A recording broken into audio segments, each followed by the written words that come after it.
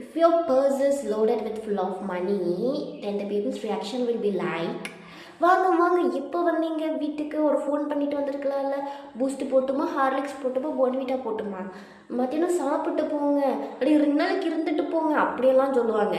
But if we don't have money, நம்மக்கிட்ட உண்மையான பாசம் இருக்குது, அவங்கள போய் ஒரு எட்டு பார்த்துட்டு வரலாம், ரொம்ப நாள் ஆயிடுச்சு அப்படின்னு சொல்லிட்டு கிளம்பி போனோன்னு வைங்க, வாங்க எப்போ வந்தீங்க, ஓ அப்படியா அப்படின்னு கேட்டு, காஃபி வேறு போடணும், தலை வலிக்குது, காஃபி குடிச்சிட்டிங்களா, காஃபி வைக்கட்டுமா அப்படின்னு கேட்பாங்க.